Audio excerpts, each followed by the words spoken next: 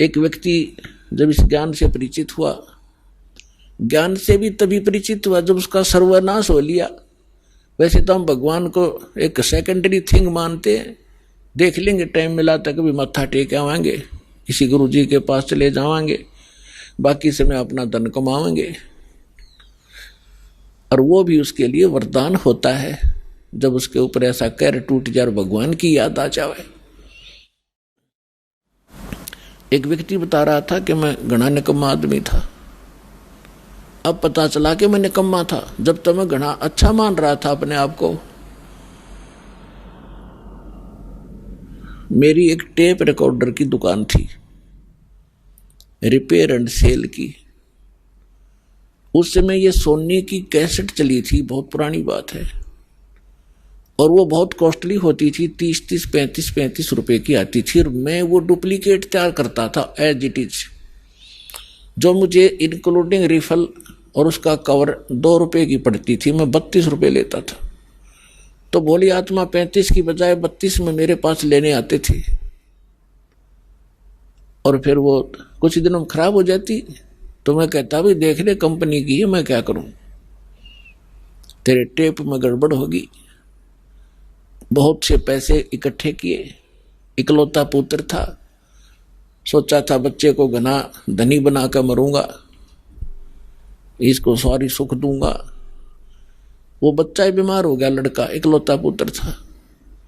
आसपास के डॉक्टरों को दिखाया, इलाज शुरू हो गया। इसके पैरेलल झाड़े झपटने वालों के पास भी, और अपनी जो पूर्व पूजा करते थे उनके परंपरागत पूजाएं थी वहां भी सब क्रियाएं करवाई, ऑल इन वेन, सब असफल रही। और पैसा बाढ़ की तरह भुन रहा था। फिर बच्चा बहुत कमजोर हो गया। 1 वर्ष लगभग ट्रीटमेंट ऐसे ही चलता रहा। कभी थोड़ी सी राहत मिल जाए, फिर ज्यादा हो जाए, फिर राहत मिल जाए। जो मैंने पैसा कमाया था वो सारा का सारा जा रहा था, लेकिन मेरी समझ में नहीं आ रहा था। अब फिर कमा लूंगा एक बार, बेटा ठीक हो जाओ। फिर क्या पता चला कि उसके दोनों किडनी फेल होगी। ऑल इंडिया इंस्टीट्यूट दिल्ली ले गया। उन्होंने बताया कि अति शीघ्र ट्रांसप्लांट कराओ, नहीं तो बच्चा नहीं बचेगा। जैसे तैसे किसी से कह सुनकर और एक गुर्दा प्राप्त किया, कोई सब इच्छा से दान करने वाला मिल गया। फिर भी उसके खर्चा बहुत हुआ, यानी उस समय 3.5 लाख रुपए मेरे उस गुर्दा के बदले बदलाने में लग गए। और पहले और खर्च हो लिया गना। जो मेरे पास धन था, वो मकान था, वो सब बेच दिया, किराए पर रहने लग गया। अब बेटा ठीक हो जाए फिर कमा लूंगा। तो कहने का भाव ये है कि लड़का स्वस्थ हो गया, गुर्दे सफल हो गया गुर्दा उसका। फिर गांव में एक प्लाट था, वो बेचकर शहर में छोटा सा मकान भी बना लिया। बच्चे के विवाह की तैयारी थी, अच्छी शिक्षा ग्रहण करवाई थी उसको, और अच्छी नौकरी की अपॉइंटमेंट भी उसकी होगी थी। विवाह की तैयारी कर रहे थे, खूब सारी धूमधाम से कार्य किए जा रहे थे। वो लड़का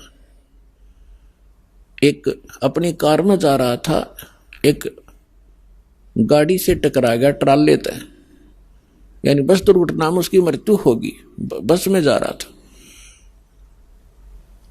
अब इकलौता पुत्र था, जिसको सुखी देखना चाहता था, दुनिया को लूट रहा था। फिर मेरा वो लड़का भी ना रहा, टक्कर मार के रो रहा था। फिर ऐसे ही आपका कोई भक्त मिला, उसने मुझे एक कैसेट दी। तब मुझे अपने किए कर्म का आभास हुआ और मेरा सर्वनाश हुआ। तो तब मैं परमात्मा की तरफ चला, ना तो शायद मैं भगवान भी याद नहीं करता। तो पुण्यात्माओं, परमात्मा कहते हैं, तुमने दरगाह का उस मैल नहीं देखा, धर्मराज के तिल तिल का लेखा। तुमने वहां देखा नहीं भगवान का, वहां कैसे अकाउंट होता है। एक पाई भी एक नए पैसे का वहां हेरा फेरी नहीं होगी। आपका किया कर्म एज ए फिल्म आपके सामने चल पड़ेगा। जहां आप ना नौकर करोगे, यस करते चलोगे तो ठीक है, जहां ये कहोगे ऐसा मैंने नहीं किया, फिल्म चला देगा धर्मराज। क्योंकि एक हमारे अंदर फीड होती है, एक उसके पास फैक्स हो जाती है डेली।